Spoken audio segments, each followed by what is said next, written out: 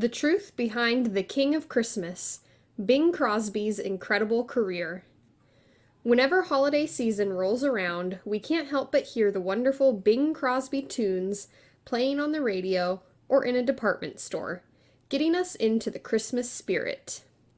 Despite being a well-known musician, actor, and comedian, Bing Crosby ended up becoming the king of the holiday season, with his holiday songs becoming classic hits. His most memorable holiday track is the ever-so-popular White Christmas. But behind all the glamour and success, Crosby had his own set of challenges. When the well-known musician died, his son revealed some shocking details about the respected icon that no one knew. Harry Lillis Bing Crosby Jr. was born on May 3, 1903, in Tacoma, Washington, as the fourth of 7 children. When the future singer turned 3 years old, his parents moved to Spokane in eastern Washington state, where Bing was raised in a house his father built. The house where Crosby grew up still exists today and stands at its original location, next to the Gonzaga University in Spokane. Today, Crosby's childhood home has been transformed into a museum, which attracts many visitors each year.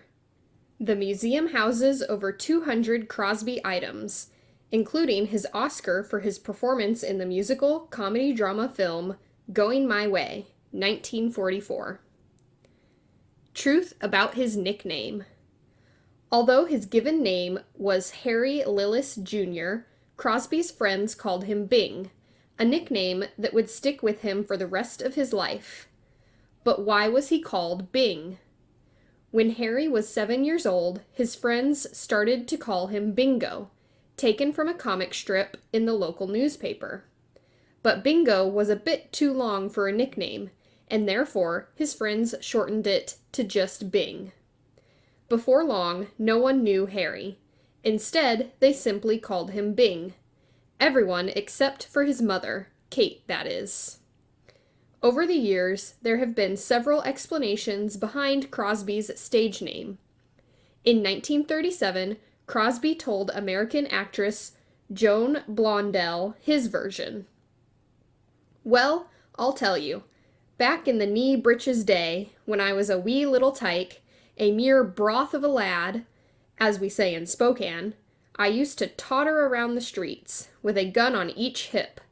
My favorite after-school pastime was a game known as Cops and Robbers.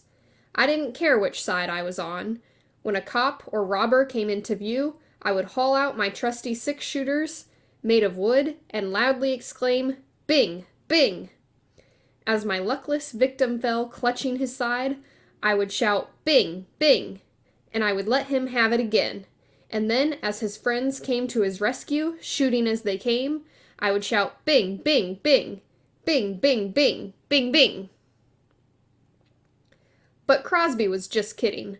Most people agree that it was his neighbor, Valentine Hobart, who was the brain behind the nickname. Valentine was the one who named Crosby after Bingo from Bingville, the comic strip in the local newspaper. Road to success. When Crosby turned 15, he started to dream of a career in the entertainment industry, while still working as a property boy at Spokane's auditorium. There, he got to experience music from the first row. Above all, Crosby was hypnotized when he saw Al Jolson visit the auditorium. Jolson was called the world's greatest entertainer at the peak of his career and left a huge impression on Bing Crosby. While studying at Gonzaga, Bing started to play drums, and in 1921, he and his high school friends formed a group called the Musicolators. The band was quite successful at a local level, but they mostly played at dances and private parties. After 2 years, the band disbanded, and Crosby decided to move to Los Angeles, California, to seek fame and to focus on his music. Together with friend Al Rinker, Crosby wanted to break into showbiz, and the duo actually landed some gigs. They were discovered by a member of the Paul Whiteman organization. In 1926, Crosby and Rinker got the chance to record a song called "I've Got the Girl" with Don Clark's orchestra. Their future looked promising. However, it soon became obvious that Bing Crosby, who had a unique voice, was born to shine as a solo singer. Truth about White Christmas. In 1931, he signed a solo recording contract with Mack Sennett. That same year, Crosby was given a contract with CBS and got his major breakthrough with a weekly 15-minute radio broadcast, where he sang several songs that immediately hit the charts. It wasn't easy to reach the top of the entertainment industry during the 30s. Many crooners were jostling for contention. And as Bing expressed it himself, Frank Sinatra is a singer who comes along once in a lifetime, but why did he have to come in mine? Nevertheless, Crosby's fantastic records and radio work made a huge impact. In 1932, he got his first film role and embarked on his journey to being a full-fledged national star. Through hard work and raw talent, Crosby would become one of the most appreciated entertainers in American history. Certain polls declared him the most admired man alive. Among many other things, Crosby was the first to introduce crooning as an American singing style, something that made him a pioneer in the field of music. During his career, Crosby had countless hit songs. Many of them are still played on the radio today. But no song would be as big and successful as his classic White Christmas, originally written by Irving Berlin. Crosby sang his version for the first time on the radio on Christmas Day, 1941. It was a huge success and rose straight to number 1 on the charts, where it stayed for 11 weeks. The hit track was also featured in the movie Holiday Inn, 1942, a huge box office success. Since then, White Christmas has sold over 50 million copies around the world. Everyone has probably heard Crosby's recording of the song at Christmas time. But the singer himself was not a big fan of it, saying, "A jackdaw with a cleft palate could have sung it successfully." Bing Crosby wife. Crosby had everything one could dream of, but his failed marriages and turbulent private life would go on to tarnish some of his reputation. In 1930, Crosby married his first wife, actress and nightclub singer Wilma Wyatt, whose stage name was Dixie Lee. Dixie Lee met Bing Crosby at the age of 20.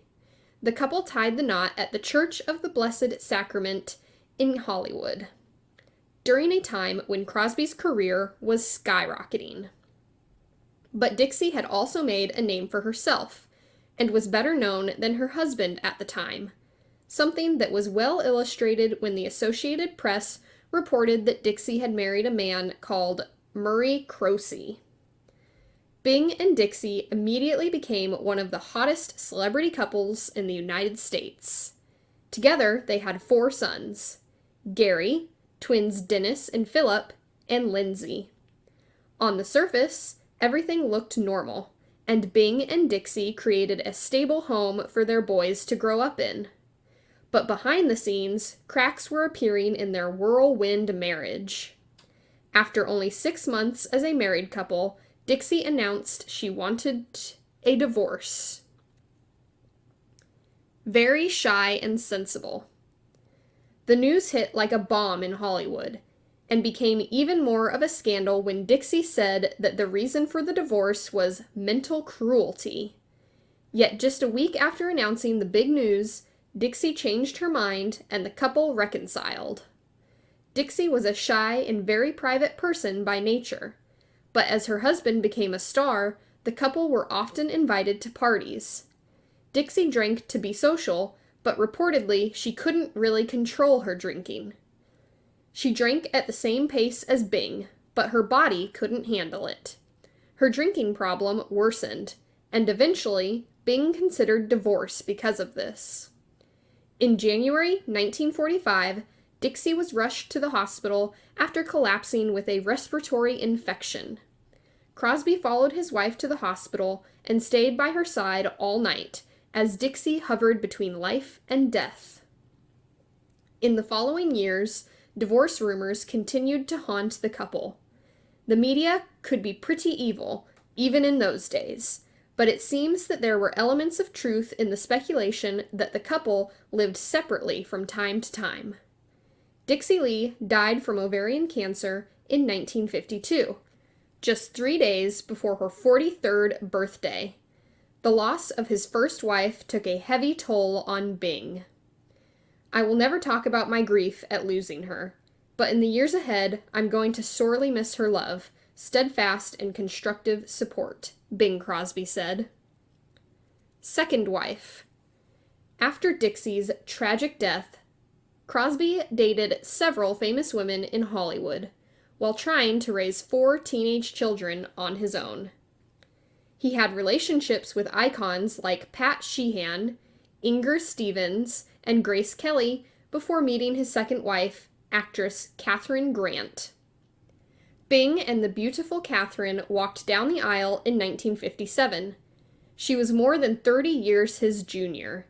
Together, they raised 3 children: Harry Lillis III, Mary, who later portrayed Kristen Sheppard in Dallas, and Nathaniel, an American golfer.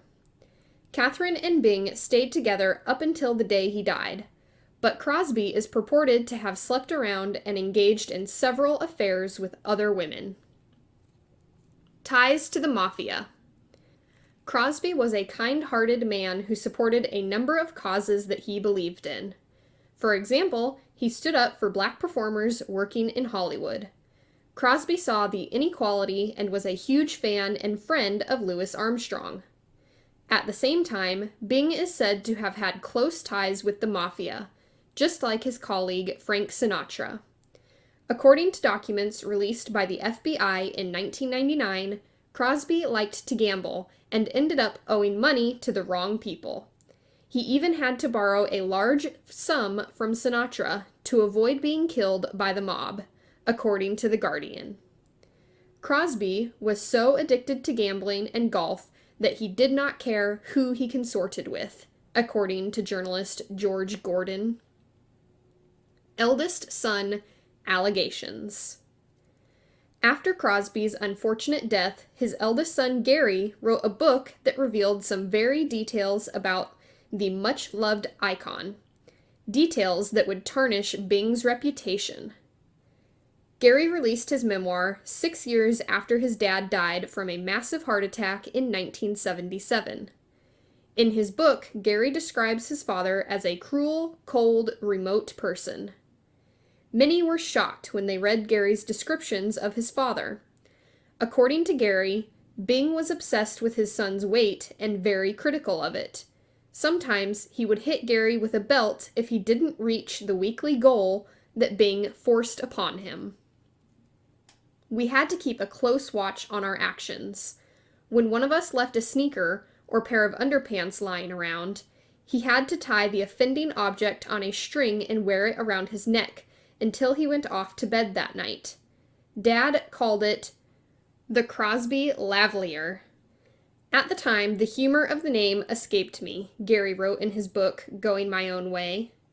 Gary, who passed away from lung cancer in 1995, aged 62, also said that his father called him names like my fat-assed kid and bucket butt. But in retrospect, several of Crosby's children have defended their father, claiming that Gary only wrote the book to gain publicity and simply make money. My dad was not the monster my lying brother said he was. He was strict, but my father never beat us black and blue, and my brother Gary was a vicious, no-good liar for saying so, Philip Crosby told People.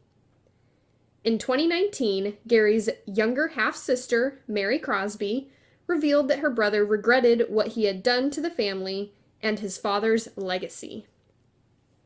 And Gary said to me that the publishers had told him the worse it was, the more books would sell, and he was very clear about why he did it and what he did.